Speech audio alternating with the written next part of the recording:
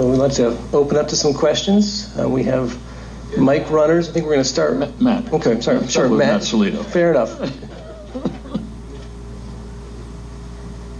Yes, my name is Matthew Solito.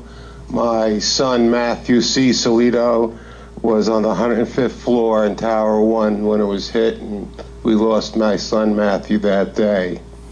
I was asked by the commission back in the beginning for my wife and I to be part of the families that the commission could use to bounce off information before they went to the public.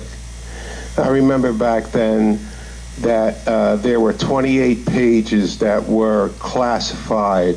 The commission did not want these pages to be classified, but the executive branch of our government kept them classified. Going forward, former Senator Bob Graham, Representative Lynch, and Representative Jones tried to get them declassified, and they even brought H.R. 428 and tried to get a ruling to get them declassified. Till this day, they are still declassified. They're still classified, I'm sorry. They are still classified. I'd like to know from the gentleman up on the dais, what are your feelings to this day, and do you still think they should be declassified? Well, yes, they should be. I'm embarrassed that they're not declassified. We emphasize throughout transparency. And when I assumed incorrectly that our records would be public, all of them, everything.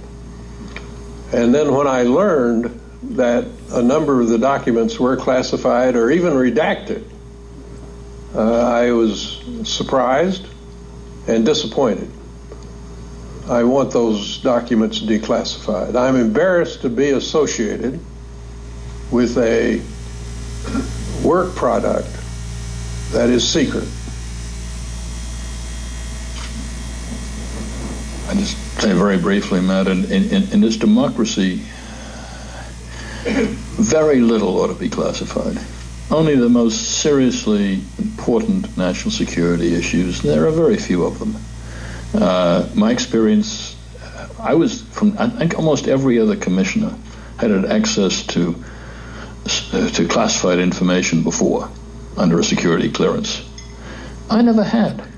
I was the outsider, so I was very excited when I got my first shiny right to look at secrets. And I was amazed in reading this stuff that it was stuff I knew already. I remember the first time I read the whole report, my classification, I turned to the FBI guy who was watching me and said, I knew all this already. And he said, yes, but you didn't know it was true. That is not a reason for classification, but I'd say, Lee, I don't think I'm exaggerating. I'd say 60 to 70% anyway of the stuff we saw that was classified, in my opinion, should not have been and should have been available to the American people.